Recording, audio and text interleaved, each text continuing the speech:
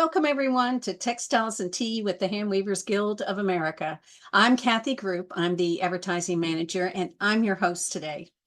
As always, we ask that you put the questions in the Q&A and not in the chat. We love your comments in the chat. Keep those coming, but I can't see the questions unless they're in the Q&A. So I appreciate it if you would do that. Today, I'm so excited. We have Marcia Weiss here today. We have our episode is sponsored by Sue Ann Pasquarella. Sue Ann was on the board with Marcia, so she wants to sponsor this in honor of the past board members. Thank you, Sue Ann. We do appreciate it.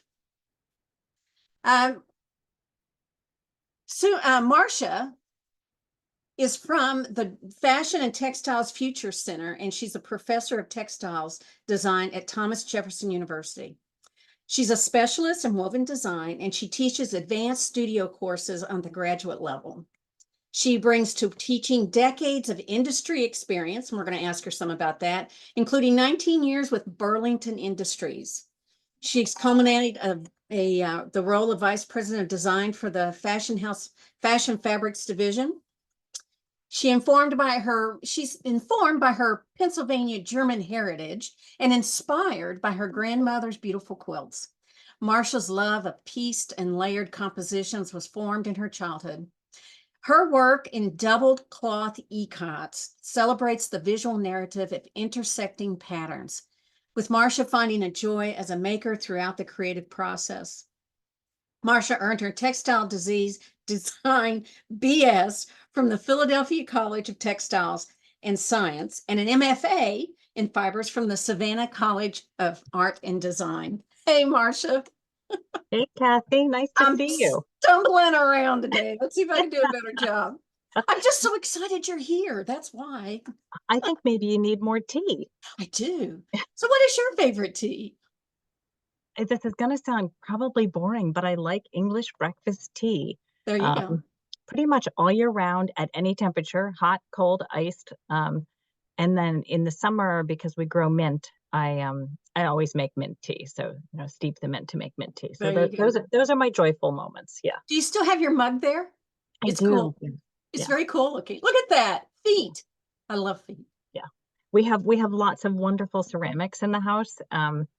From art shows, artisan shows. If somebody comes looking for a particular kind of glass, they're out of luck. But ceramics, we've got.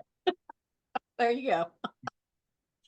So how did you get started in fibers? I've read some about your bio, your relationship with your grandmother and your family, but tell us more. How'd you get started? Yeah, thank you for that question. And thank you for the invitation, first of all. Thank you, Kathy, to you and to HGA. And I do upfront want to thank Sue Ann, my dear friend and former fellow board member, for sponsoring this. So fibers, when I was in high school, I participated in a regional summer art program after 9th grade. And we all got to do different things, like we did some painting and some sculpture. And one of the things that I did was my very first weaving, and kind of fell in love. And it was my high school art teacher, when it came time for me to look at colleges, she said, you should look at Philadelphia Textile. You should look at textile design. And I looked there and didn't apply anywhere else. I was a pretty good student. I was pretty confident that they would accept me. And kind of the rest is history. I've never looked back. So did you keep weaving from that experience forward? I did. Wow. Yeah. I mean, so with the weaving in the regional program, I had access to a portable loom at that point, and didn't have access to a loom then again, other than in the regional program. I didn't have access like in my high school or anything, and didn't have one at home. But once I got to college at Philadelphia Textile, my weaving professor was Cameron Taylor Brown. No, really? She must have started teaching at the age of 10, because she's not. Well, you started school at 5. Yeah. But which was great. I mean, so that my love of weaving was very firmly instilled in me at that point. Isn't it funny how those just kind of serendipity things in life can just, take you? You went to a thing in the 9th grade, and boom, there you went. That's amazing. Yeah, exactly. I mean, I think I'm a firm believer in fate. I think things happen for a reason, and sometimes we know right away why they happen, and sometimes it takes years or maybe even decades.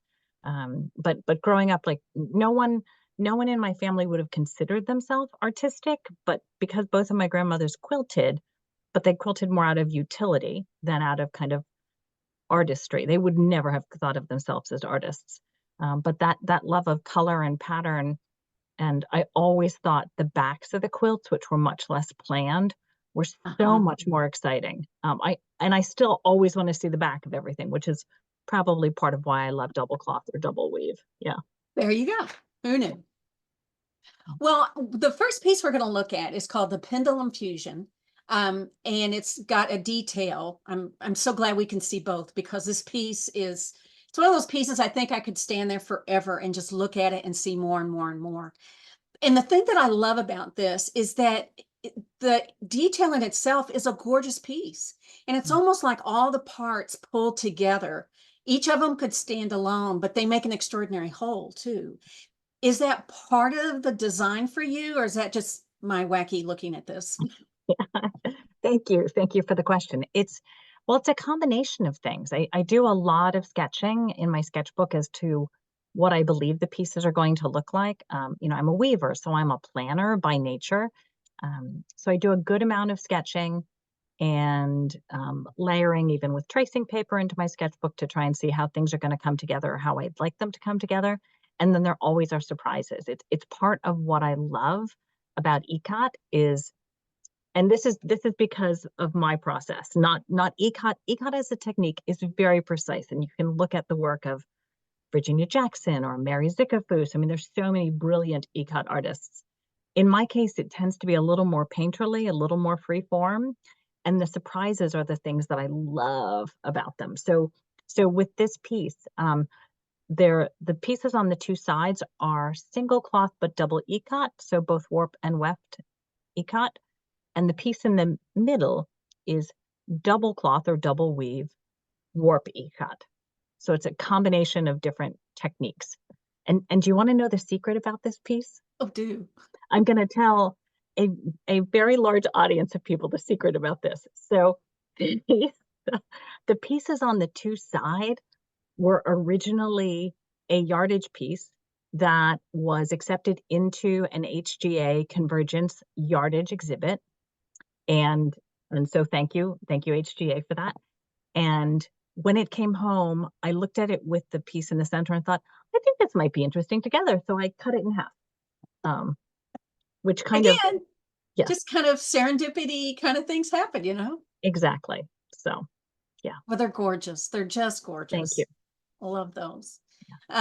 This next work that we're going to look at is called Water Lily. And in it, it just has so much energy. And I love that. You combine the color as well with the structure to create this movement. Would you talk more about this? Sure, thank you. So this is from, I took a photo of the amazing water lilies at Longwood Gardens, which is a former DuPont estate, very close to the Pennsylvania-Delaware border. Uh-huh. And it's an amazing garden. So anybody who's out there, if you have the chance to visit Longwood Gardens, I strongly recommend it.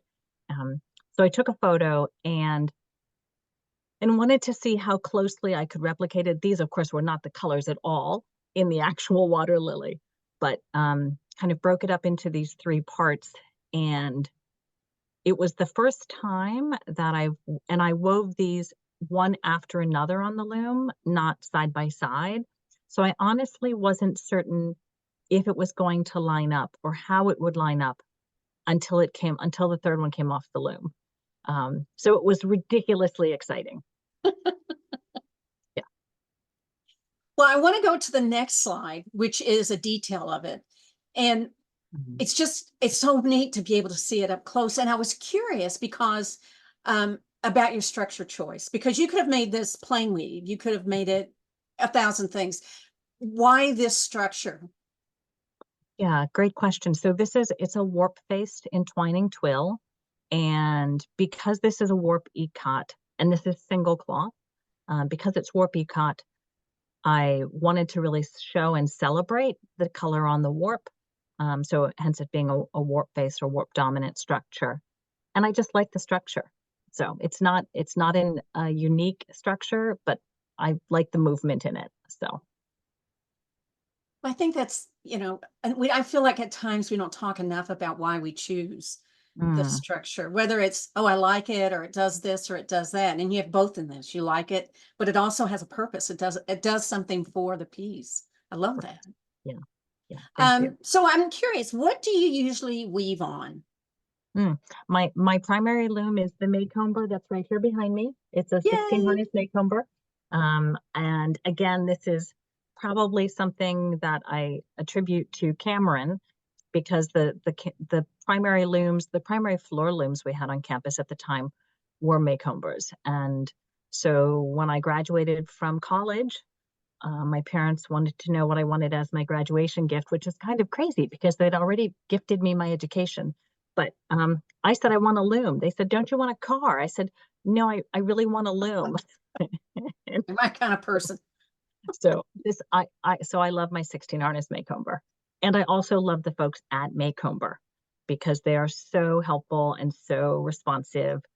If I'm having an issue here, which I generally don't, or if we're having issues with our looms on campus. So they've been fantastic.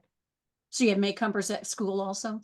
We do, yes. Mhm. Yeah, we've got, like I've got this ridiculous wealth of choice on campus because we've got Maycombers that range from 8 to 16 harness, double beam, most of them. We've got 24 harness Dobbies that are original to our founding in 1884, but they've got AVL. We've retrofitted them with AVL interfaces, so they're computer driven. But we've also got industrial jacquard looms. So there's lots to play with. Well, I was going to ask you, what would be your ideal loom? And it sounds like the So, best. so to be fair, I mean, I do love this loom and I've hauled it all over the country with me as we've moved because of my professional opportunities. So Uh-huh. love this loom. I am realizing at my age that getting on the floor at the treadles is not as easy as it was 2 decades ago, 4 decades ago. Um, so it's something that I'm starting to think a little bit about, but I'm also hoping that doing that is going to keep me younger and keep me more flexible. There So you go. yeah, Yeah, but no, some days I think a table loom's in my future. I love the rhythm of treadling and throwing the shuttle. And so so when I come to Convergence, my travel loom is a tabletop loom and I struggle with the rhythm because I'm so Yeah. accustomed to hands and feet. So Mm-hmm. Mm-hmm. yeah. That's true. That's true. Um, you were involved in an exhibit called Material Meaning, A Living Legacy of Annie Albers. And I think Cameron Taylor Brown had something to do with that too, didn't she? She did. Cameron, you're a busy woman. Would you talk a little about the work and the exhibit? And also, I guess, a little bit about Annie Albers, because there may be people watching that who don't know who she is. Mhm. Yeah, I mean, so I when I think about Annie Albers, that it makes me think about the fact that we stand on, on the shoulders of geniuses kind of thing. So Annie Albers, brilliant textile artist out of the Bauhaus. Her husband Joseph Albers was known for his work in color theory, and Annie Albers had a really specific aesthetic that celebrated materiality, tactility. She did amazing work where, through small iterative changes, the works looked dramatically different. And she found this sort of intersection of technology and hand. The things that she created were certainly usable fabrics that could be applied in interior spaces, but they also were amazing pieces for the wall, like amazing art pieces. And yeah, so I was very honored to have Cameron and Brittany Whitman and Cameron Taylor Brown invite me to participate in the exhibit. And this is a piece that they chose to exhibit. Um, my happy place is double cloth ikat, warp ikat primarily. Um, Double cloth because I love that you can bring things to the face when you want to see them and push them to the back when you don't. But I also love the surprises that can come about between the differences between face and back. Um, and it is my very happy place of joy. Um, may I tell you, I don't remember if this is a question coming up, but may I tell you how I got into ECOT? Oh, please do. So I had signed up for maybe 4 or 5 workshops at Convergence. And before Convergence happened, I was driving to work. My commute's about an hour each way. I was driving to campus, and I was thinking about the workshops that I was going to be taking at Convergence. And I realized they all had an element of ikat in them. It wasn't a conscious choice on my part. It was, this looks interesting. This looks interesting. Oh, I kind of want to learn about that. And my brain went, oh, I'm supposed to be doing ikat.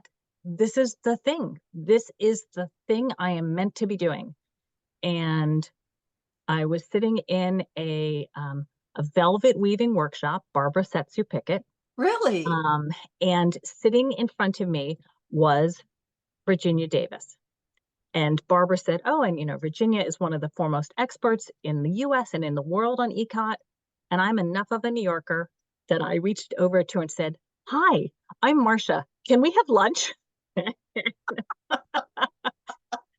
And I am perpetually excited by what happens on the loom with ikat. Boy, that ikat was meant to be. Yeah. I mean, She was in your class and you took all these classes. And lucky for us. Lucky for us. Well, talk some about this piece, if you would, a little bit more about the piece. How did it relate to Annie? So I think I'm guessing the reason that Cameron and Brittany selected this for the exhibit was because of the geometry in it. Because when you look at Annie Alber's work, there is a lot of geometry in what she does, what she did, excuse me. And I think the materiality is somewhat similar. I work primarily in linen, but also with some other bast fibers. And Annie Alber's worked with a lot of linen, a lot of cotton, some silk, some wool, kind of depending. So I think it probably was the geometry. I don't actually know why Cameron and Brittany chose it. I was just happy they chose something. So It's beautiful. It's beautiful. Now, I'm curious because you talk about how you plan things out. So you're weaving along, you've pushed something to the back, you pulled something forward, and then you switch to the next thing on your design and you go, I like that thing that I just did. Do you ever do that and say, okay, let's change the design? Or do you stay with the plan? Oh no, absolutely. Like the plan is a guide, but it's not set in stone. And so if something different is happening on the loom and I have the flexibility to follow that, I do. If it's a commission and I'm working off a very specific drawing or sketch that the client has approved and that we've agreed to, then I need to hold back and deliver what they have commissioned. But yes, typically it does change as I'm on the loom. Do you do a lot of commission work? I do some, not a lot. It's interesting because what will happen is like I'm thinking about the most recent one. Somebody reached out to me and said, oh, we know that you're a weaver, but we don't know anything about your work, but we would like you to make something for us. Okay. All right. Okay. We're clear on that. So sometimes things just happen as they happen. So I would say I don't do a lot. I do some. So, and it's joyful, but again, it's a different way of thinking about it. Oh yeah. Because I need to stay on the path as opposed to suddenly take a left turn. I like that. Yeah. So you're a professor at Thomas Jefferson University. And I was reading about you and I started reading about the university. It was one of those where I'm like, I want to be, 20, 30, 40 years younger and go back to school. But they had this wonderful textile and costume collection, right? And when I was reading about it, I loved it that you use the pieces in that collection with your students, that you incorporate it into the work they do. Would you talk more about that? That just sounds so much fun. Yeah, I would love to. We have a great historic textile and apparel collection on campus. It's approximately 125,000 items. The oldest pieces are Coptic, so they're 4th to 7th century Egyptian. Wow. It's quite an impressive collection of them, and all the way up through, I'm gonna say the late, maybe about 1990s, early 2000s. We're not actively collecting. We're trying to become better stewards of our collection. And much of it resides in swatches, which is why it's such a high number. But Mhm. we also have rolled goods and garments and accessories and random tiaras and things. So, and some textile tools. We've got a brilliant woodblock printing collection. It's an amazing collection. Um, and it's rich in Philadelphia textile history, not surprisingly. Hmm. I was incredibly fortunate in undergrad. So my undergrad is from Philadelphia Textile, which is now where I teach. And as an undergraduate student, my job on campus was in the collection, was to work in the collection. Oh, It like I died and went to heaven kind of thing. It was amazing. I was so lucky. And so that love has always been there. And now I'm one of the faculty liaisons to the collection, which means every couple of months I go over with the other faculty liaison. We work with our curator and go through, kind of go through items in the collection to decide what needs to be conserved in what ways and what makes sense in our collection, what might make more sense in somebody else's collection. But to actually answer the question you asked, which is how do I use it in classes? Um, I always like giving students a prompt that is unlike something they might choose on their own. And I generally don't think looking at textiles to inspire textiles is a great thing because the desire there then is, okay, so if it's this red and blue check, I need to make red and blue checks. oh, I Or see. if it's a particular kind of damask, I need to make damasks that look like this. But what I've done with it, I mean, so certainly if we're talking about Central Asian ikats or West African textiles, if we're talking about a couple of those things that are my loves, and if we've got things in our collection, we absolutely will be pulling those out because it's a study collection. So our Mhm. students do have access to these pieces. What I did this past semester and with my graduate students is working with our curator, who's fantastic, I went over and we selected 6 or 8 boxes of things, so it could be a box of garments or it could be a box of hats or shoes or, closet number X. So we did that with things and then we separately selected 6 or 8 different color resources. And then students literally drew out of a hat like box 462 and book 57. So then their job was how do these things come together to inspire the work they're going to make? Um, and because I like letting chance come into play. And it was great. Like it's great to see the directions the students take. I learn so much from them, which is, I guess that's why I teach. Everybody's saying the same thing. I want to go back to school. I want to do that. Everyone is welcome. Okay. Can I talk to you about a master's program or a PhD or a bachelor's program? We are happy Well, to have it. So we're going to talk about a master's program later. That was very interesting, but I got a couple questions first. I want to talk about your commercial side. I was floored when I saw that, what was it, 19 years you were with Burlington Industries. First of all, must have been 5 when you thank started. you. Thank you. And then how was that shift for you? I mean, compare and contrast what academia was compared to being in a business. Yeah, so I have been incredibly fortunate throughout my career. I mean, truly incredibly fortunate. I went right into the industry from undergrad. I mean, that's why I went to Philadelphia Textile. Like they had an amazing career success rate, and it looked like, okay, I can spend 4 years doing something I love, or I think I'm gonna love, and get out and get a job in my field. That's amazing. Um, and that's exactly how it happened. And I had a very fortunate corporate career. I worked primarily in home furnishings, got to travel the globe on the company's dime, worked really hard, worked with brilliant people, loved what I did, but the desire to teach kind of just kept bubbling up. And so my husband and I decided to take the leap of faith. Like we stepped out of our lives so I could go to grad school. And because I knew I needed the master's degree to be able to teach at the college level, which is where I wanted to teach. And so we took this leap of faith, and it was frightening and joyful. And, it's great to learn and try new things. And so I made the shift into academia. SCAD, my master's degree is from Savannah College of Art and Design, and great school, loved that experience. It pushed me in different ways, and they hired me when I graduated. So I was working in Savannah when then Philadelphia University came and said, it's time you come home. So, so the transition is tough.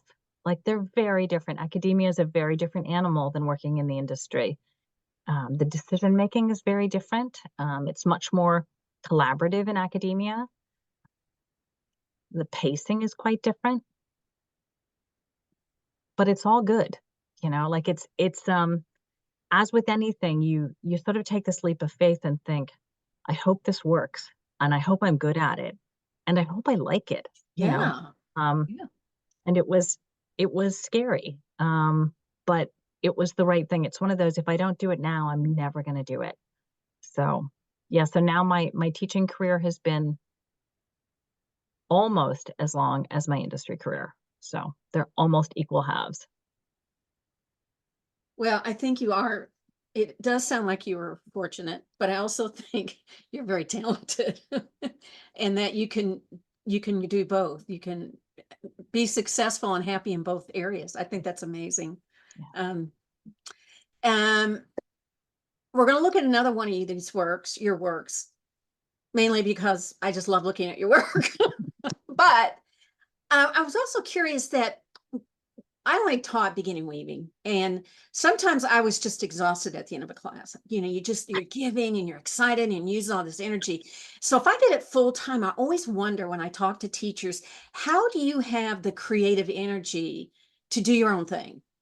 Hmm. How do you protect some of that energy and save some of that energy to do your own work? Because you obviously do your own work.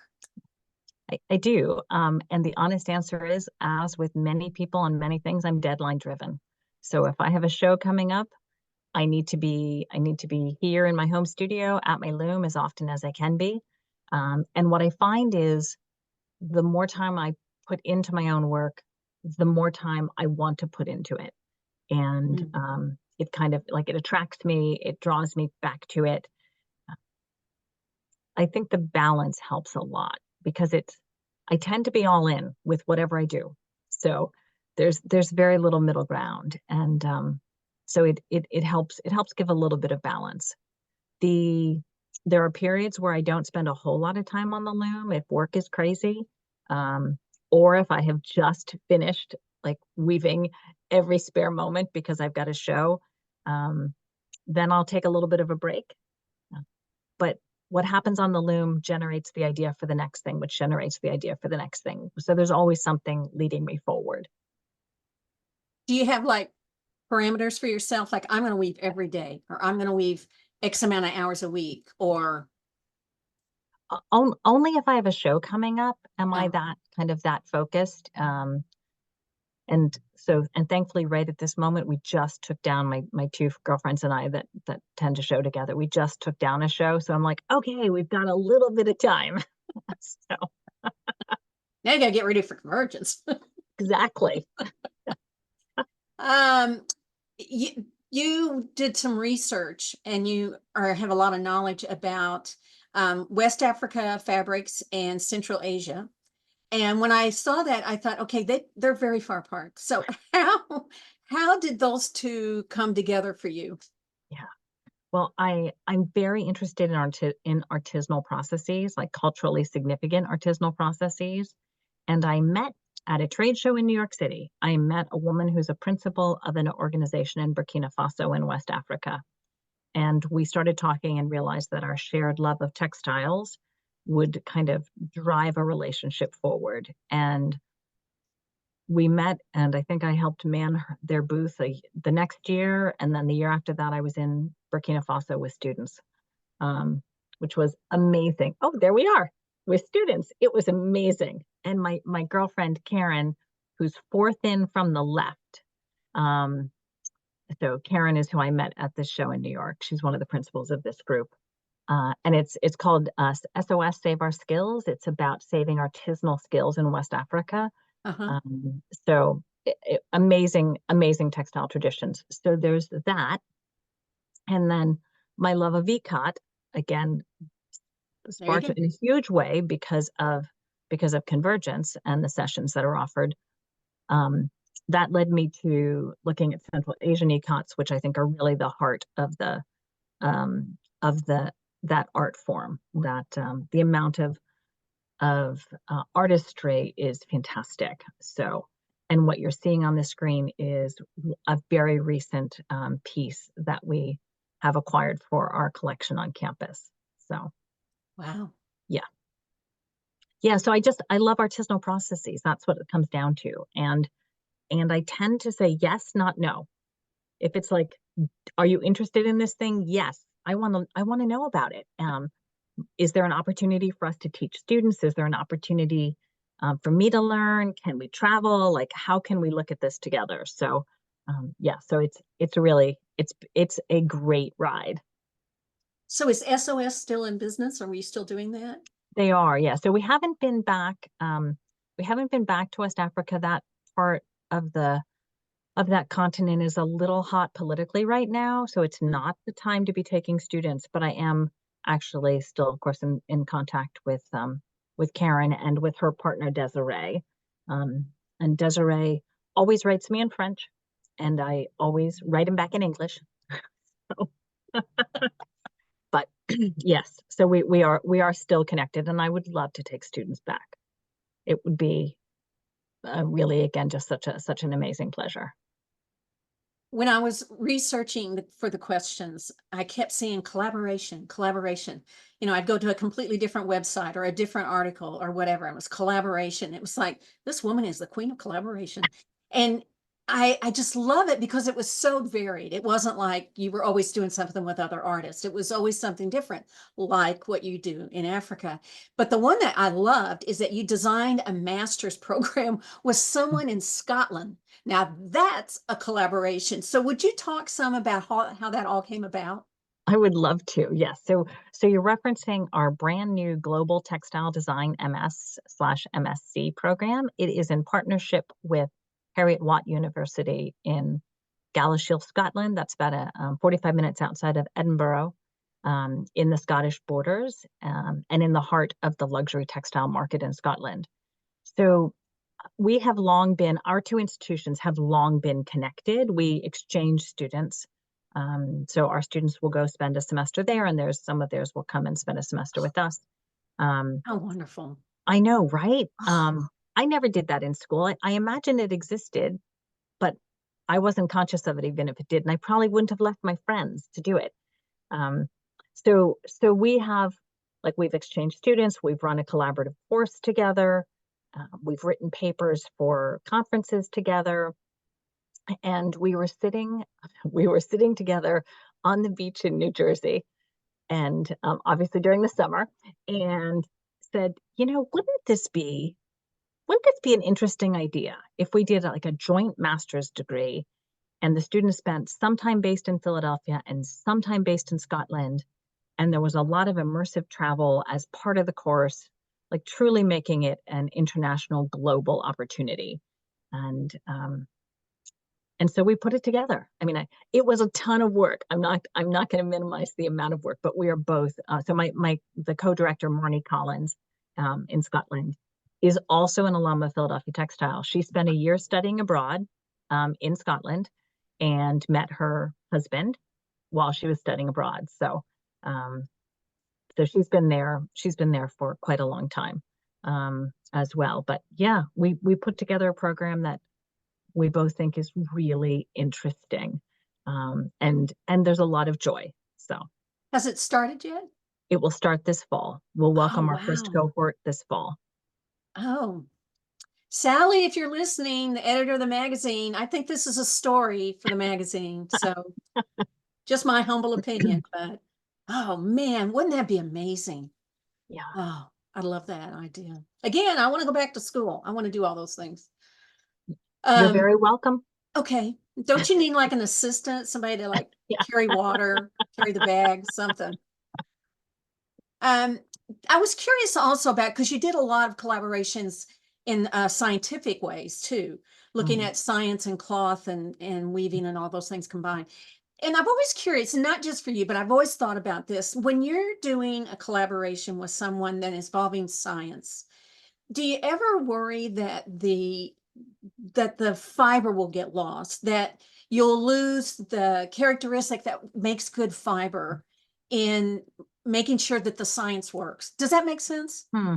Yeah, yeah, I understand the question. I think I actually don't worry that it's going to get lost at all.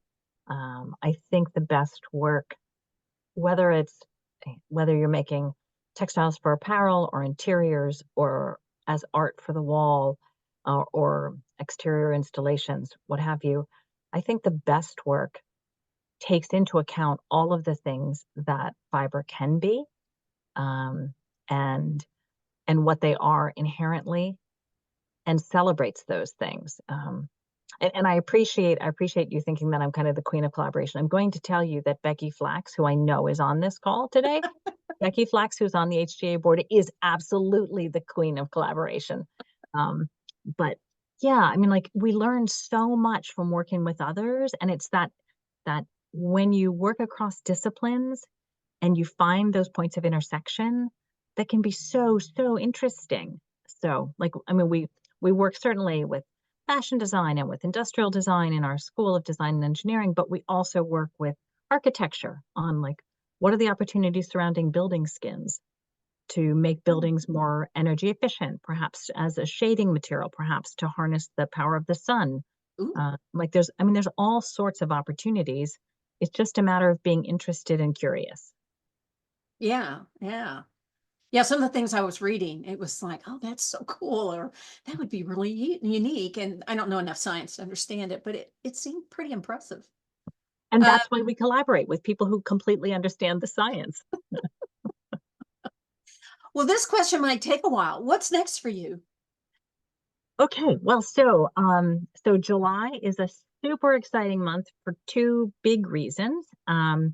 First, on July 1st, I'm changing jobs.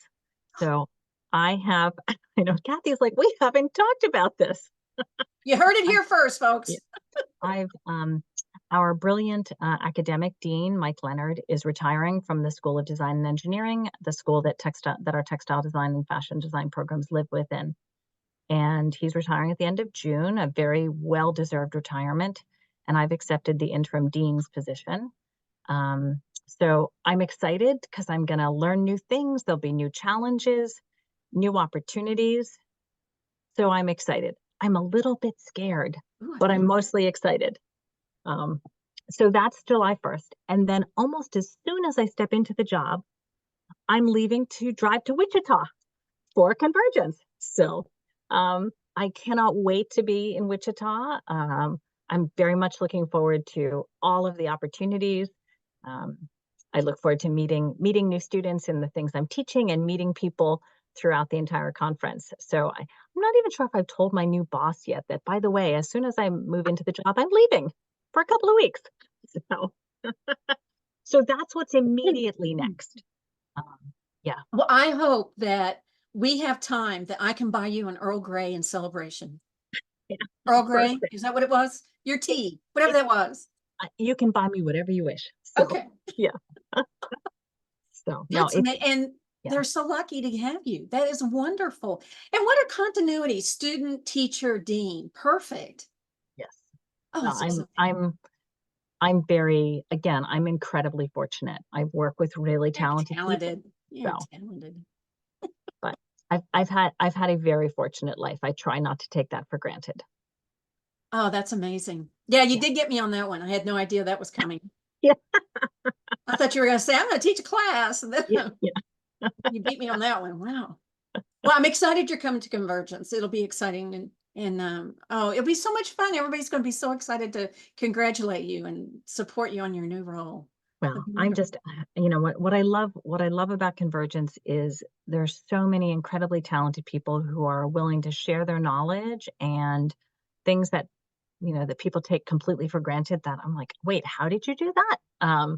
So I've had more than one fangirl moment at Convergence where I met these people like, oh, wow, you are so and so. So I think I scared Janet Meany to death almost when I met her in Milwaukee, and she was kind of like, "Who's this crazy woman coming?" I was like, "Oh, I love your book. I love your book." It is fun. It's so much fun. One, you get to meet the people you've read about, and you use their books, or you've taken their classes, or you've heard people take their classes, and then it's really neat to meet people who are just starting out like you are. They're kind of good weavers, but not great weavers, and they're learning as you are. And it's just in person. It's just Mhm. wonderful in person. And I have to say, you were kind of one of my, oh my God, that's Marcia Weiss. When I first started working, I was like, oh, that's Marcia Weiss. I know. So Well, anyway, well, and um, at one of my very early convergences, I remember Sally Orgren was at I think probably at like the check-in table, and she said, "Oh, Marcia, something like I like your work or something like that." And I thought, how do you know me? How do you know my work? But yeah, it's a lovely community. it is. It is the bestest people, just the bestest. I love it. Well, we have some questions. Shall we take those? Sure. Um, oh, this is from Michaela. Hi, Michaela. She said, I love that you're using science with fibers. I do too. They're doing some really wild stuff, and I wish we could see more of it. Mhm. This is from Jess McDonald. Gorgeous work. Marcia, I admire you and your craft. Do you have any advice for someone wanting to venture more into double cloth? Any book or program, non-university level Mhm. suggestions? Thanks. Well, let's see. One, come see me at Convergence. There's my little plug. I'm teaching two double cloth things or double weave means the exact same thing at Convergence. So one of my favorite books on double cloth, double weave is called Double Weave on 4 to 8 Shafts. It's by Ursina Arn Grishat. It is not technically out of print, but it's also not in print. Hmm. And what I find is a lot of time guilds have them in their libraries. If you go to look online to purchase one, they tend to be really crazy expensive. Oh, right. But it's a beautiful book that's well photographed, well illustrated, that you can really understand what's happening. I'm So not that's familiar with that one. What's the last name? it's Arn Grishat, ARN hyphen GRISCHOTT. Okay. I just put that, I hope, in the chat. So, Yes, okay. yes. So it's called Double Weave on 4 to 8 Shafts. Again, Okay. most of the books are really, if you can find one, they're really expensive. A lot of time guilds have them and don't realize how special they are.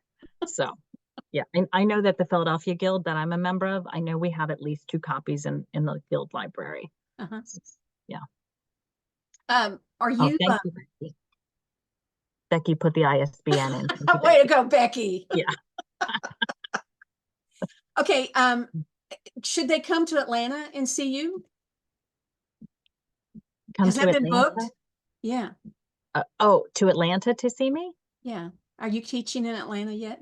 Well, I won't be teaching in Atlanta. I am going to be teaching in to the Chattanooga Chattahoochee. Chattahoochee. That's I'm teaching Atlanta. the Chattahoochee Guild. Oh, okay. Yes. So I'm there you coming go, to folks. You can Atlanta. come see Yeah, see her at Chattahoochee. I'm so excited you're coming. yeah. So she's coming to teach us there. So you can come Thank and you. see her there. Sometime in September. So Wow. September 14th, 15th, 13th, 14th, 15th, something like that. So there's Yeah, another place that you can go, Jess. Come on down. yeah, That's right. yeah. Now, do you use that book at school? I do. We've got the library has a copy of it on reserve, because I'm kind of afraid if it goes out, it will never come back. I mean, Mm. none of our people would steal it, but it could be left somewhere. Uh, That's a nice way of putting it. yeah. Well, textile people aren't going to steal textile things, so we're just not. I also really like, it's not just about double cloth or double weave, but I also really like Woven Textile Design by Jan Shenton. It's a beautiful book that goes from kind of the basics of weaving, and it has a nice section on double weave. Okay. So, How do you spell her last name? Shenton. I guess I should Jan. just let Yeah, Becky Becky put will that probably, stuff on there for us. you'll put it in the chat. Um, somebody wants to know, this is Sue Garber, what is the weight of the linen that you use? Oh, it's a range of things. Yeah. I I can't even tell you like one specific thing. I use such a range. I've got lots of cones here, back here, behind me. What I try to do, but I do a lousy job with, is because of the dyeing process in ikat and because it goes through multiple baths, multiple dye baths, I should always work with plied yarns in the warp, but I don't always, because some of the single linen yarns are so lovely and they've got a little bit more of a slub to them, and I love that. But a lot of times I weaken them pretty significantly through the dyeing process. Really? I've Yeah, not heard that. Okay. yeah, that once they're on the loom, and I weave really tight, Oh, really, really tight. So so yeah, so I use a range of things, whatever I can get my hands on that makes me happy. So now that's warp, weft, both. warp, definitely, weft typically, but I also will run other things into the weft as well. Okay. Again, mostly bast fibers. I like things that have more of a firm hand to them. Mhm. I don't make lovely cozy fabrics. That's not who I am. So yeah. My husband Um, often will say, "Can't you make something soft?" I can. I'm just not really interested I in it. don't wanna. Yeah, exactly. Um, where do you get your linen? Do you have a Um, special source or? so I'll buy, depending on what it is. If Mhm, I want something basic, I'll get it from Webb's in Massachusetts. mhm. Um, if I want something special, really special, um, it either comes from Weber House here in Philadelphia. Rachel Snack is one of our alums, and I always like to patronize our alums, and or from Habu, Habu Ooh, Yarns. Again, so also really special. Um, and I always pick up something at the marketplace in Convergence. Always, 100% of the time. it's So deadly. It's yeah, deadly. no, it's amazing. So yeah. All right, really important question that came from Facebook. Where do you find your earrings? Wow. That's a great question. Thank you. It's a great question. I do Yeah. love those earrings. So, Those are so good. these were a gift. They were purchased at, I think, the Smithsonian Art Show in Washington D.C. by my dearest girlfriend. So shout out to Karen. These Yeah, are from Karen. Karen. Yeah. All So right. yeah, but almost all of my earrings come from art shows. Yeah. Um, oh, this is a good question. Karen LeBlanc. Karen, oh, you always come up with good questions. She wanted to know, have you ever done a piece that was just for the outside, an exterior public piece? Oh, great question. Wow, that takes me back a couple of decades. So Savannah College of Art and Design commissioned me to do a piece that was going to be installed, or that was installed at their Lacoste campus in the south of France. And so they reached out to me and said, would you make a piece for this space? And by the way, you need to go over and install it. I went, oh yes, okay, I can make that happen. But that was a three-dimensional basket tree piece, and it was primarily, if not completely, woven in metal. So, and it was really joyful. The crazy thing was, it was above the street. It was like in kind of a bridge area above a street, and so we had to be really careful about when we could put ladders up because traffic still needed to move underneath us. But it was an amazing opportunity, and I appreciated SCAD saying, we think you should do this. So Somebody wanted to know, what kind of dyes do you use? I use primarily Procyon MX dyes, synthetic dyes. I've done some work with indigo. I've done some work with natural dyeing. We've got a wealth of black walnuts here in the northeastern part of Pennsylvania. So I've done some natural dyeing, but primarily I'm working with Procyon MX dyes. Monica wants to know, do you teach summer schools like at Haystack, that kind of Hmm. thing? She says, I would love to join a master class under your tuition. Well, that's very kind. Thank you. I do not. I have not to date. Let's put it that way. Yeah, in the summer, come see me in Convergence. There you go. Like I have taught at News, the New England Weavers Seminar. I've taught there a number of times, but You've taught at MAFA, right? I have not taught at MAFA. I thought I've you were at actually MAFA. never been at MAFA. Really? Wow, that's kind of like, I shouldn't confess that to this large of an audience, but I hear it's amazing. So, I could have sworn you were there when I was yeah. there. Oh, somebody wants to know, could you talk about the process that you use to design double weave? I don't know if that's a question we can do in this amount of time. Yeah. Well, I mean, so like to me, it all starts with what do I want to see on both sides. And so